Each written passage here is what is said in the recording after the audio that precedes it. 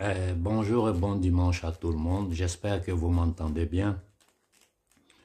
Je vais vous faire écouter. Aujourd'hui, je ne vais pas beaucoup parler, mais je vais vous faire écouter certaines vidéos, certaines interventions et ensemble, nous allons réfléchir sur la situation exacte de l'Afrique. Parce qu'il faut que nous comprenions exactement dans quoi nous sommes et les dangers qui nous menacent. Écoutons ici le ministre Diop aux Nations Unies. C'est dans cet état d'esprit que le colonel Assimi Goïta, président de la transition chef de l'État, a décidé en toute indépendance d'accorder sa grâce avec remise totale de peine aux 49 Ivoiriens condamnés par la justice malienne. Monsieur le Président, Mesdames, Messieurs les membres du Conseil, permettez-moi à présent de faire quelques observations préliminaires sur le rapport du secrétaire général sur l'examen interne de l'aménagement. Le gouvernement du Mali prend note de ces rapports et à première vue, nous constatons que les propositions contenues dans ce document ne prennent pas en compte les attentes légitimes du peuple malien, qui, comme vous le savez, sont avant tout d'ordre sécuritaire. En effet, les préconisations du secrétaire général se limitent pour l'essentiel à des variations de nombre de personnel ou à sa transformation en mission politique spéciale, ce qui n'est pas loin du statu quo, qui lui-même n'a pas répondu à la situation. Le gouvernement du Mali rappelle que le principal défi de l'aménagement, le principal défi auquel l'aménagement est confronté est celui de l'adaptation de son mandat à l'environnement opération et une complémentarité entre l'aménagement et les forces de défense et de sécurité du Mali sur le terrain pour espérer inverser la situation. C'est dans cette perspective que le gouvernement du Mali a contribué positivement aux consultations dans le cadre de l'élaboration de ces rapports, avec l'espoir qu'ils répondraient aux aspirations du peuple malien. Malheureusement, ce n'est pas le cas. Cependant, le gouvernement du Mali reste ouvert au dialogue avec les Nations Unies pour les mois à venir pour pouvoir identifier la voie à suivre. Monsieur le Président, Excellences, Mesdames et Messieurs les membres du Conseil, je voudrais pour conclure réaffirmer le choix souverain du peuple malien à prendre en main son destin. Sous l'autorité et les directives de son Excellence le colonel Assimi Goïta, président de la transition, chef de l'État, le gouvernement s'attellera à la poursuite des actions en cours, devant aboutir au retour à un ordre constitutionnel apaisé et sécurisé. Il reste également engagé à défendre le territoire national, à protéger les populations et leurs biens, à mettre en œuvre l'accord pour la paix, à respecter et à faire respecter les droits humains, à améliorer la gouvernance générale du pays et les conditions de vie de nos concitoyens. Pour réaliser ces chantiers ambitieux, le gouvernement reste disposé à coopérer avec l'ensemble de ses partenaires, je le répète encore une fois, l'ensemble de ses partenaires, y compris nos voisins, les pays de la région, les organisations régionales et internationales, bien évidemment, dans le respect de la souveraineté du Mali, dans le respect des choix stratégiques et des choix de partenaires du Mali, et aussi dans le respect des intérêts des Maliens. Je rappelle encore une fois, le président de la transition a établi ces trois principes clés qui vont gouverner désormais nos rapports avec les partenaires. Ce qui inclut les commentaires que j'ai entendus autour de cette table par rapport à la coopération entre le Mali et la Russie, qui est une coopération d'État à État. Le Mali ne va pas continuer à se justifier pour ses choix de partenaires. Ces choix ont été faits dans des contextes particuliers et le distingué représentant de la Russie vient de vous indiquer que cette coopération en formation et en équipement se fait dans le plein respect des normes internationales en la matière. Nous souhaitons que ceci puisse noter pour permettre à notre pays d'avancer, d'assurer notre sécurité. C'est l'occasion pour moi d'adresser mes vifs remerciements à tous les amis du Mali, bilatéraux comme multilatéraux, pour leur soutien appréciable à nos efforts de sortie de crise. Enfin, je rends hommage à la mémoire de toutes les victimes de la crise malienne, civile comme militaire, étrangère comme malienne, tombées au champ d'honneur. Monsieur le Président, vous me permettrez, avant de terminer, c'est avec une grande surprise que ma délégation a découverte Écoutez bien. la présence d'une déléguée malienne à cette réunion. Je dois dire que nous n'en avons pas été informés. Nous ne connaissons pas cette personne. Nous ne connaissons pas l'organisation qu'elle représente, au nom de qui elle s'exprime devant votre conseil. Et naturellement, nous doutons de la représentativité et de la crédibilité de cette personne devant cette auguste assemblée. Monsieur le Président, il est important que les membres du Conseil eux-mêmes se remémorent qu'il est important de se rappeler que l'instrumentalisation de la société civile pour des agendas cachés ne sert pas la cause de la société civile. L'invitation de cette personne aux autorités maliennes pour que nous puissions travailler à protéger toutes les communautés, si c'était nécessaire de le rappeler. Le Mali est un pays ancien de tradition multiséculaire, un pays multiethnique, une mosaïque de population. À aucun moment, le gouvernement ou même son armée ne peut s'engager dans une lutte contre une partie de notre propre population.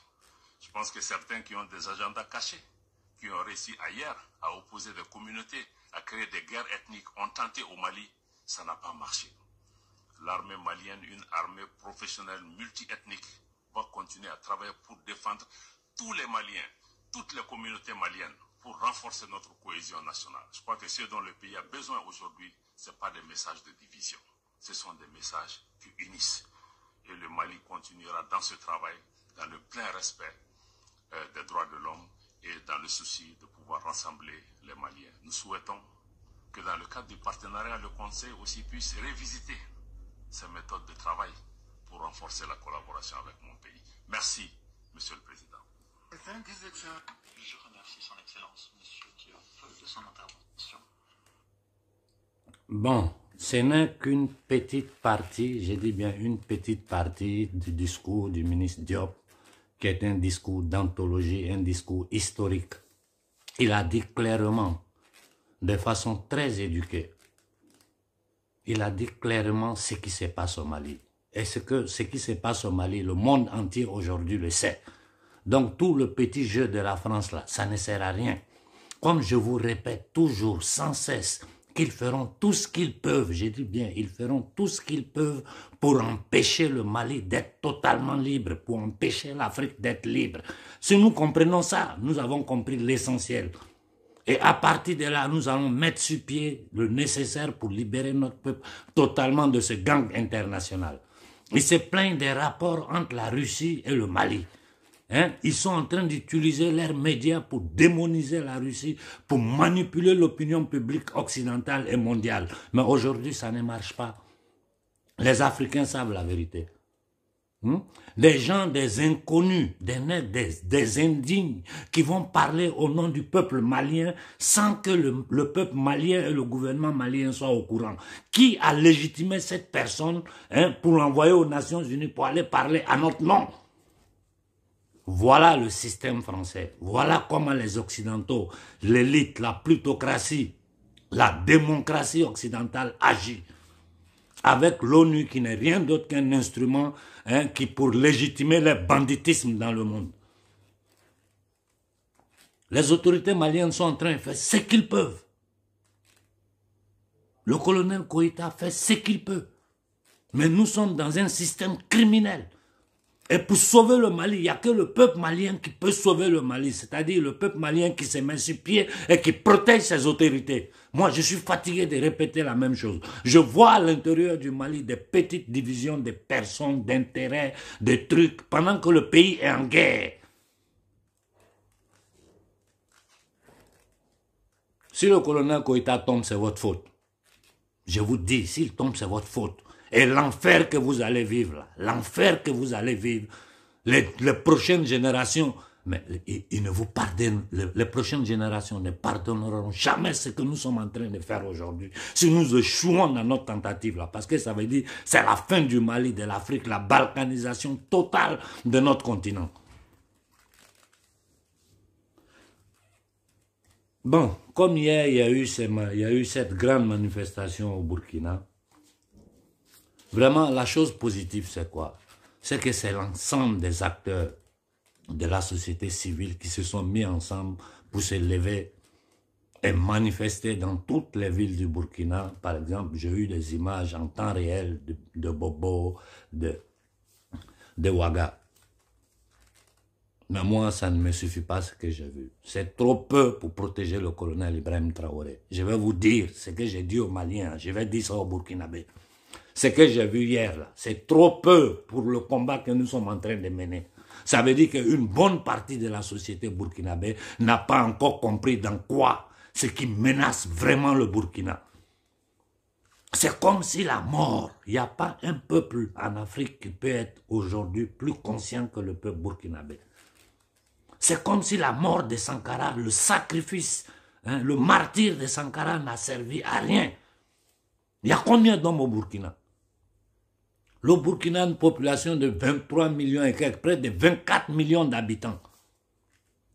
Près de 24 millions d'habitants. Combien sont sortis hier? Combien?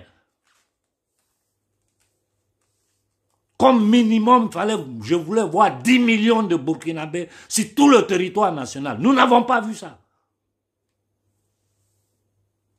C'est ceux qui étaient sur les places, ceux qui étaient sur pied, ils ont laissé leurs occupations, leurs familles, tout ce qu'ils devaient faire parce qu'ils savaient l'importance de cette manifestation. Le reste de la population, où vous étiez? Est-ce que vous vous rendez compte de ce qui menace le pays? Est-ce que vous vous rendez compte?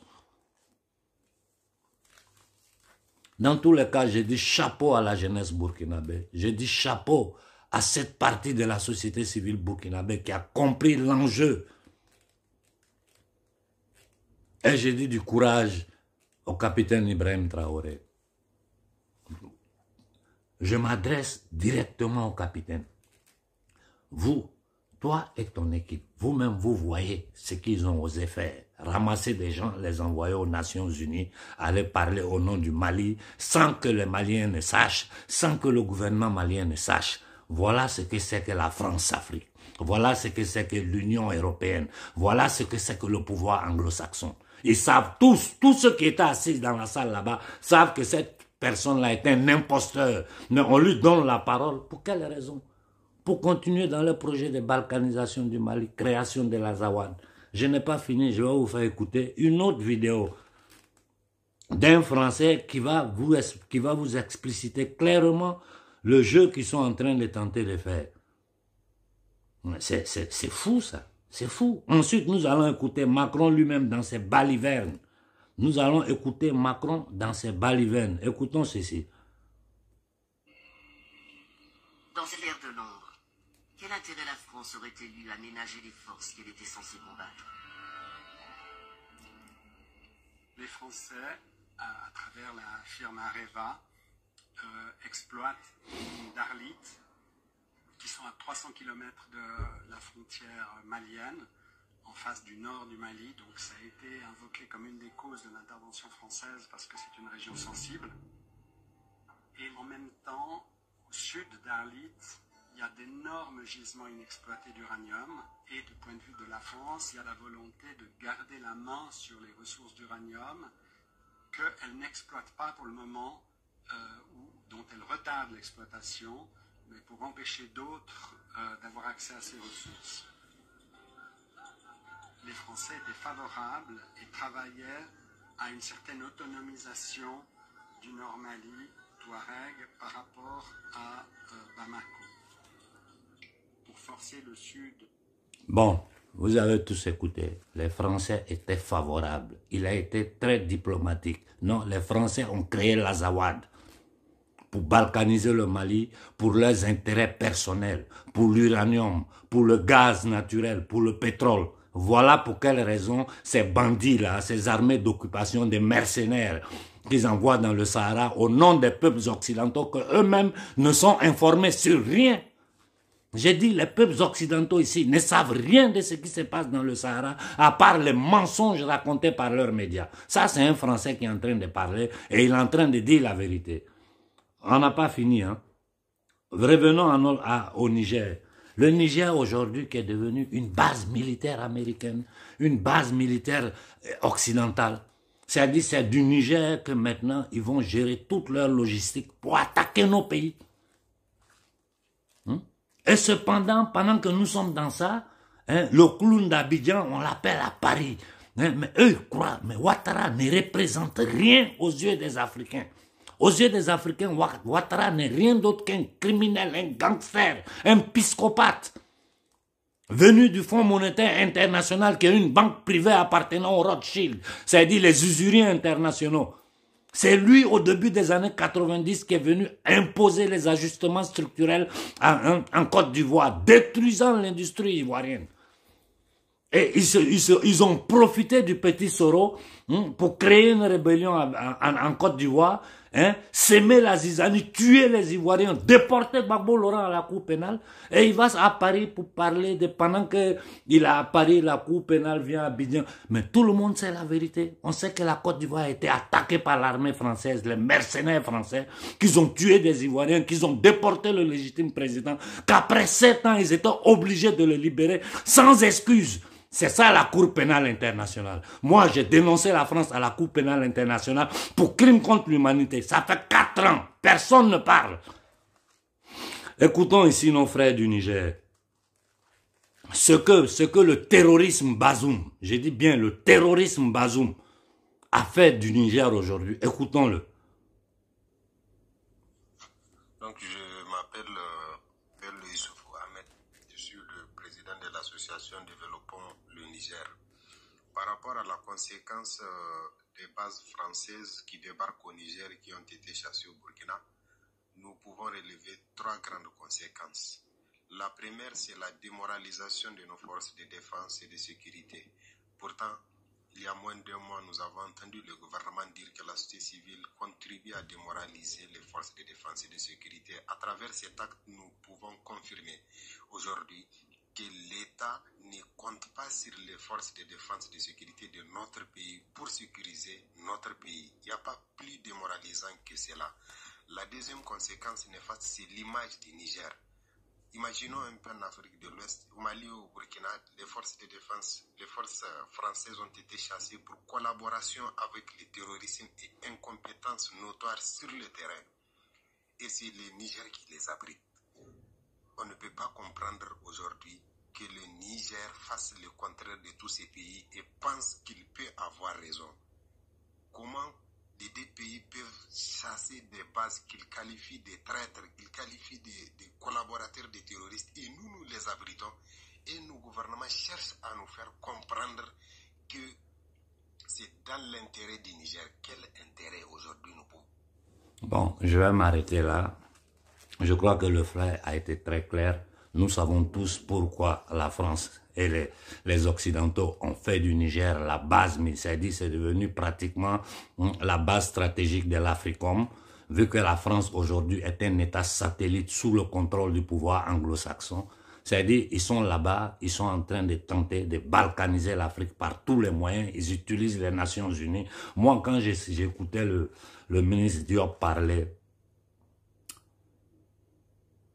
c'est-à-dire la colère que j'avais en moi, et je voyais ce qui sortait de lui, je me disais non, mais nous, on ne peut pas rester assis à voir nos hommes politiques, ceux qui ont décidé vraiment de mener le combat de libération de l'Afrique, et puis on est dans des bavardages inutiles, tout le monde est dans son show, chacun veut avoir sa position, moi j'ai dit, je suis derrière, et puis, bon, vraiment, moi je ne sais pas quoi vous dire, quoi. Je ne sais pas quoi vous dire. Les choses sont sous nos yeux. La CEDEAO, à quoi nous sert la CEDEAO? Elle est financée par les Occidentaux. On met des nègres de salon là qui vont légitimer nos ennemis séculaires. C'est-à-dire l'usure internationale, la mafia internationale, cachée derrière les gouvernements occidentaux. Aujourd'hui, en Occident, ici, tout le monde sait que les politiciens ne sont rien d'autre que des mandataires des multinationales. Tout le monde le sait. Des fous, des malades mentaux qui vont s'asseoir en Suisse, à Davos, ils racontent des inepties et les Occidentaux sont assis là, ils les regardent. Nous savons tous Hein? Les gens viennent nous parler de démocratie quand sous nos yeux, on les a vus voler les élections aux États-Unis. On sait comment le batracien a fait pour arriver au pouvoir en France. Hein? Et nous sommes là, nous bavardons. C'est-à-dire ceux qui ont décidé vraiment de combattre pour l'Afrique. Mais le ministre Diop, c'est un homme qui est en danger. Est-ce que vous vous rendez compte de ça? Ce qu'il a osé dire là, vous savez ce que ça signifie devant ces négriers là, qu'un noir ose leur parler comme ça? Vous avez oublié, il n'y a même pas longtemps, jusqu'aux années, moi j'étais né, les noirs n'avaient pas les droits civiques aux États-Unis. Donc ça veut dire que c'est avant-hier. Je ne suis pas encore une momie. Bon Dieu. Et cependant, nous sommes là, moi je ne comprends pas. Si nous ne sommes pas capables, à l'intérieur des camps de concentration, de créer une synergie comme celle que j'ai vue au Burkina hier, j'ai dit le fait de voir tous les acteurs de la société civile ensemble, ça c'est un grand pas. Mais la mobilisation ne m'a pas satisfait. Moi je veux que le reste du monde voie les Africains. J'ai dit toute l'Afrique sur pied. Ce n'est pas une partie. Il n'y a pas quelqu'un qui est en train de combattre pour lui-même. Tous ceux qui sont dans la rue, ils sont dans la rue pour vous qui êtes assis chez vous à la maison.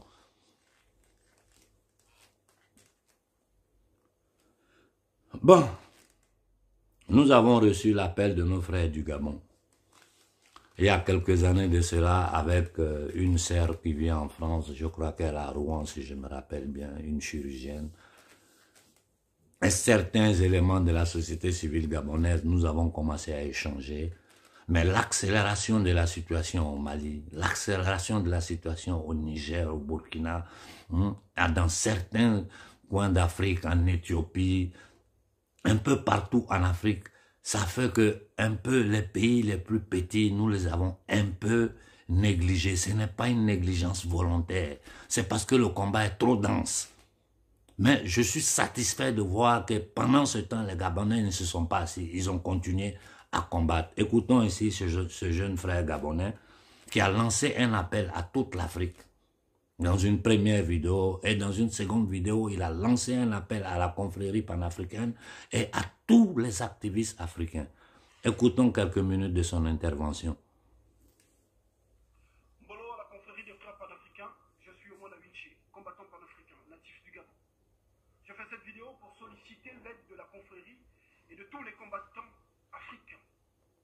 Ceux qui se battent contre l'impérialisme occidental et pour l'autodétermination des peuples d'Afrique.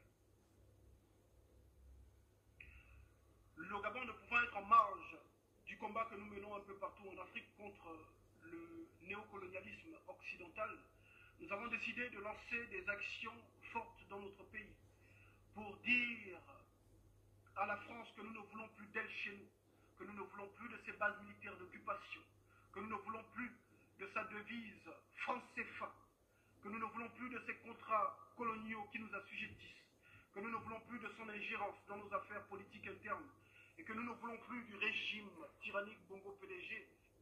Bon, c'est une partie de la vidéo. Comme le frère a dit, nous ne voulons plus d'occupation militaire, nous ne voulons plus d'ingérence dans les affaires internes des États africains. Nous ne voulons plus du franc CFA. J'ouvre la parenthèse parce que le frère du Gabon en a parlé. J'ai dit au colonel Koïta, nous te supplions. Moi, je parle par la voix de la jeunesse africaine. Je reçois des milliers de messages par jour. Sors du franc CFA. Aujourd'hui, tu as le pouvoir de le faire. Toi-même, regarde les faux coups qu'ils te font. Ils ont tenté d'aller accuser le gouvernement malien de crimes contre l'humanité. Ça n'a pas marché. Et après ça, mais qu'est-ce qu'ils n'ont pas fait? Ils vont jusqu'aux Nations Unies pour tenter de démoniser la Russie là-bas. Parce que la Russie est en train d'aider le Mali à combattre les mercenaires qu'eux-mêmes ils ont financés, projetés, à qui ils donnent la logistique. Et la présence militaire française sur le sol malien est une présence abusive, illégitime, par rapport au vrai contrat. Ma batterie est en train de se décharger. Vraiment, je voulais vous faire voir beaucoup de choses, mais je serai obligé d'aller un peu plus vite. Et puis, bon, voilà quoi. Nous allons finir avec un truc de Macron qui va vous faire rire, vous tous. Écoutons ici le président de la Douma russe. Vous comparez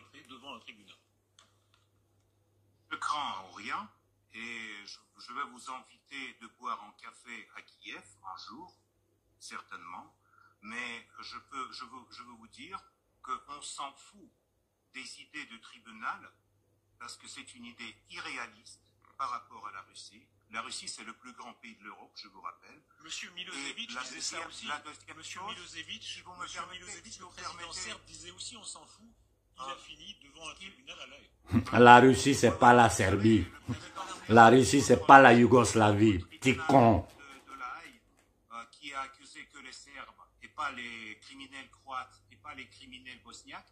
Alors, ça, c'est toujours été une moquerie sur la justice. Mais laissez-moi, s'il vous plaît, terminer, parce que je veux dire que la Russie, d'abord, s'en fout d'idée de tribunal, et d'autre part, vous, les Français, n'ont aucun droit de juger quelqu'un, comme d'ailleurs vos alliés américains et anglais, parce que vous avez foutu la guerre civile en Afghanistan, en Irak, vous, les Français, en Libye, vous êtes responsables à des crimes de guerre en Afrique, et ce n'est pas à vous de juger les Russes qui, aujourd'hui, mènent une opération militaire spéciale pour libérer 20 millions de nos compatriotes pris en otage par le rêve européen.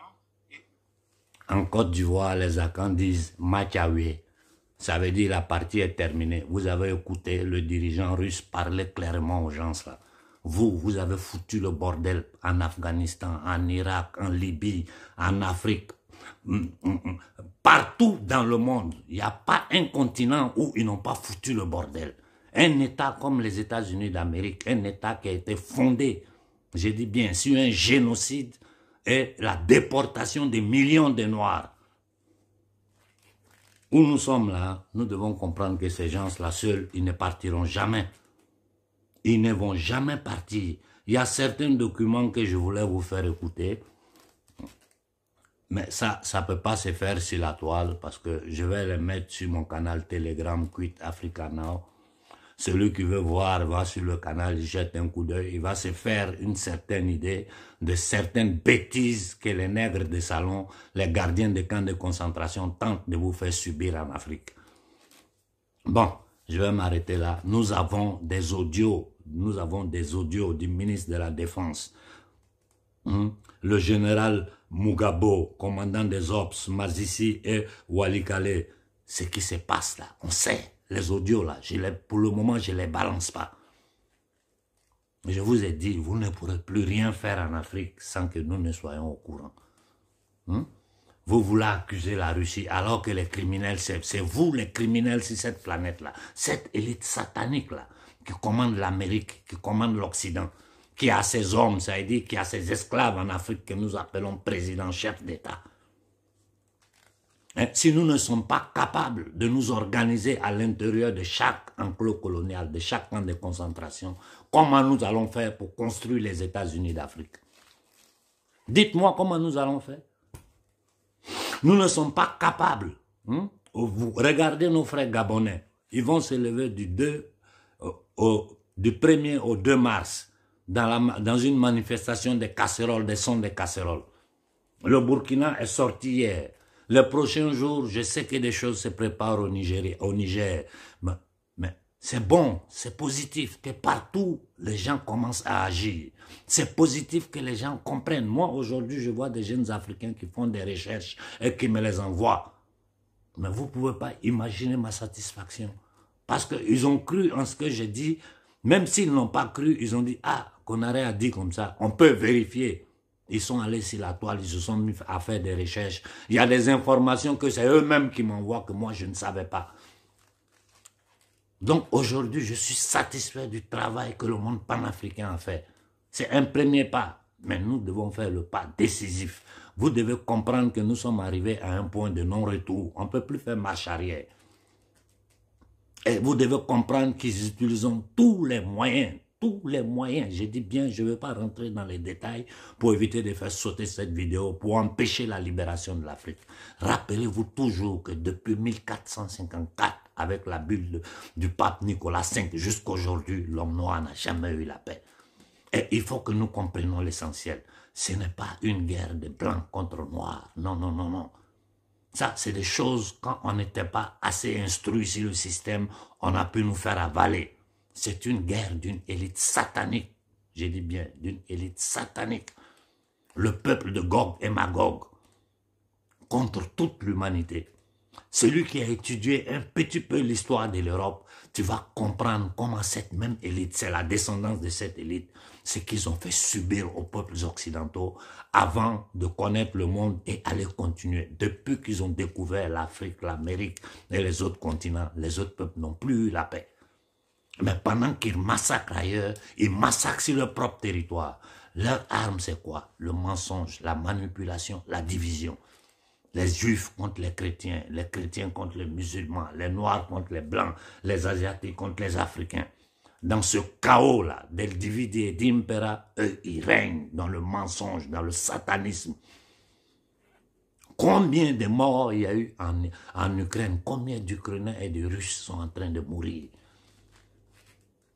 Utiliser un peuple comme chair à canon, sachant bien que l'Ukraine ne peut rien contre la Russie. Les chars que vous envoyez, tout le monde, celui qui comprend un peu, celui qui sait un peu du monde militaire, tu sais que ça ne sert à rien. C'est une guerre qui a été déjà gagnée par la Russie.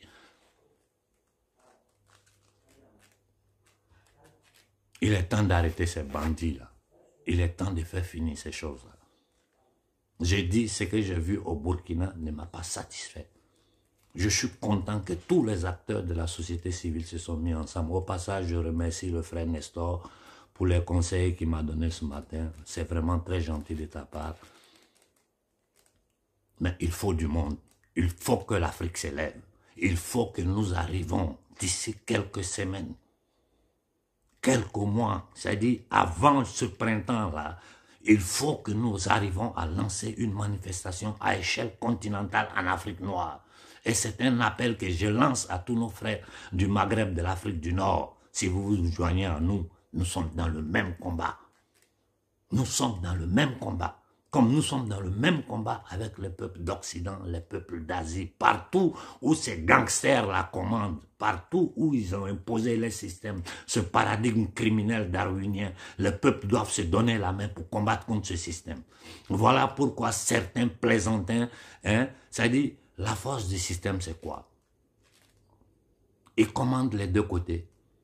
C'est-à-dire c'est un jeu. On est là, le gouvernement, l'opposition, tous sous le contrôle du système. Ceux qu'ils appellent patriotes en France, ces gens qui bavardent sur la toile tous les jours, qui attaquent à droite, à gauche. Dites quelque chose sur le franc CFA, ils disent pas. Dites quelque chose sur l'occupation militaire, ils disent pas. Dites quelque chose sur la violation des contrats qu'il y avait entre le Mali et la France, en allant imposer la présence militaire française sur le sol malien. Et vous vous appelez résistants. Résistants de quoi? Des résistants, des négriers résistants. Comme Voltaire qui était un négrier. Le fils de Gaulle qui bavarde du matin au soir. Pourquoi il n'ose pas parler du franc CFA que son père a pris exemple sur l'Allemagne nazie pour l'imposer aux peuples africains? Pourquoi personne ne parle de ça?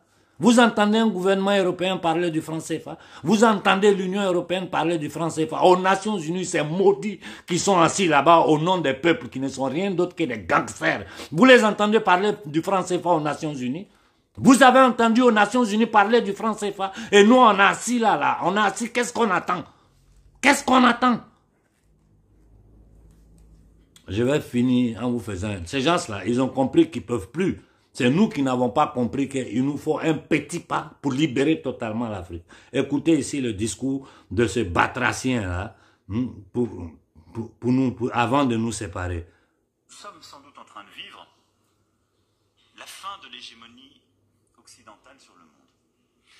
Nous nous étions habitués à un ordre international qui, depuis le XVIIIe siècle, bien avant, sur une hégémonie occidentale, vraisemblablement française au XVIIIe siècle, par l'inspiration des Lumières, sans doute britannique au XIXe grâce à la révolution industrielle, et raisonnablement américain au XXe grâce aux deux grands conflits et la domination économique et politique de cette puissance. Les choses changent, et elles sont profondément bousculées par les erreurs des Occidentaux, dans certaines crises, par les choix aussi. Un jour, vous comparaîtrez devant un tribunal. Bon. Vous avez écouté Macron lui-même qui parle, je n'ai pas fini son discours. Lui-même, il dit qu'il faut comprendre que l'hégémonie occidentale est finie. Mais pendant qu'il dit ça, là, ils attaquent le Mali, ils essaient de créer l'Azawad. Pendant qu'ils disent ça, ils attaquent le Congo avec leur homme, Kagame, le criminel, l'assassin Kagame. Ils attaquent le Congo. Et pendant qu'ils disent ça, ils occupent militairement le Niger, ils attaquent le Burkina Faso. Qu'est-ce que nos populations n'ont pas subi ces 3 dernières années? Qu'est-ce que nous n'avons pas subi? Et j'ai dit au gouvernement algérien, faites très attention. Faites très attention. Et les Algériens doivent comprendre que la révolution algérienne n'a pas été complétée. Il faut la finir, ce que vous avez commencé. Des pays comme le Maroc qui sont devenus aujourd'hui des pays satellites du pouvoir satanique mondial. Et ce gars-là s'est dit garant de l'islam, le pédophile à la tête du Maroc. La Tunisie, c'est même pas la peine. La Tunisie, c'est pas un pays. La Tunisie, c'est pas un pays. Regardez ce qu'ils ont fait de la Libye. Regardez ce qu'ils ont fait de la Libye. Attaquer le pays, trucider Kadhafi, exposer son corps au monde entier. Pour dire celui qui tente, voilà ce qui va lui arriver. Avant Kadhafi, ils ont fait ça à Saddam Hussein, le pendre. Pourquoi Kadhafi? Pourquoi? Simplement parce qu'il a tenté de donner l'autonomie, l'indépendance, l'autodétermination économique à l'Afrique. C'est tout. Voilà l'erreur qu'il a commise. Les mails de Clinton sont là où elles dansent parce qu'ils viennent de trucider Kadhafi. Il faut que nous arrivions à lancer des manifestations à échelle continentale. Il faut que nous arrivions à le faire. Si toute l'Afrique s'élève, l'Afrique centrale, l'Afrique de l'Ouest, même si nous commençons par l'Afrique de l'Ouest, ça va arriver en Afrique centrale. Ça va arriver. C'est la même chose quand je dis si le Mali sort du CFA, demain le franc CFA est mort. Donc j'ai dit aux Maliens, parlez à votre gouvernement. Dites à Koïta de sortir du franc CFA. Si ce que je dis, quelqu'un n'est pas d'accord avec moi dans le gouvernement malien, qu'il sorte pour me répondre publiquement. Ce que je fais pour vous. Aujourd'hui, le travail que le colonel Koïta a fait est immense. J'ai écouté Choguel, j'ai écouté Diop. J'ai dit, mais bon Dieu, les choses sont en train de changer. Les choses sont en train de changer. Tu vois la posture du jeune capitaine burkinabé. J'ai dit, voilà la fierté de Sankara. Mais nous, peuple, il faut que nous nous mettons sur pied. Les mouvements panafricains sur le territoire, vous devez vous parler. Vous devez vous parler. Et lancer des manifestations à échelle régionale, Afrique de l'Ouest, Afrique centrale. Nous serons votre mégaphone dans le monde. Nous serons votre mégaphone dans le monde. J'ai dit à nos frères du Gabon, le 1er et le 2, nous serons à vos côtés.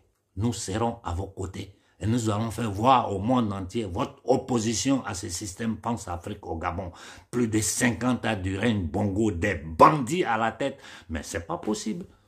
C'est pas possible. Il faut que les Occidentaux comprennent qu'ils ne peuvent plus légitimer quelqu'un aux yeux de l'opinion publique mondiale pour nous piller. Ouattara ne représente rien aux yeux des Africains. Le petit du Togo, il ne représente rien aux yeux des Africains. Le soi-disant président du Bénin, il ne représente rien. Les momies comme les Biya, les Sassou, là, ils ne représentent rien. Ils sont au pouvoir parce qu'il y a des armes autour d'eux et ils tiennent le peuple dans la misère pendant qu'eux, ils volent, ils pillent leur famille et le système, c'est-à-dire la bourgeoisie noire coloniale vit dans l'opulence. 99% du peuple vit dans la misère. Près de 100 millions d'habitants au Congo. Plus de 70-80% vivent avec moins d'$1 par jour. De quoi nous parlons? De quoi nous parlons? Il est temps que nous fassions finir tout cela.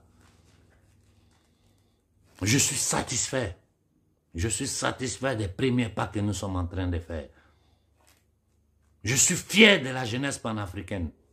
Mais le peuple profond africain doit se lever. J'ai dit c'est notre nom qui est notre force. Si ces gens-là, ils voient tous les noirs d'Afrique sur pied, vous allez voir que les choses vont changer en 24 heures. Mais tant qu'il n'y aura pas ça là, ils vont continuer à comploter, à manigancer, à trouver toujours un maudit, quelqu'un qui est faible d'esprit, à corrompre, à le faire entrer dans des loges, à formater des coups d'État, du n'importe quoi. Ils vont me lancer, ils sont capables même de lancer des attaques bactériologiques, chimiques sur notre terre. C'est des choses sur lesquelles je ne veux pas rentrer parce qu'ici on ne peut pas en parler. Comment ils ont exterminé les Indiens? C'est en empoisonnant les cours d'eau. Vous pensez qu'ils ne peuvent pas faire ça chez nous? Réfléchissez sur ces dernières paroles. Bon dimanche à tout le monde.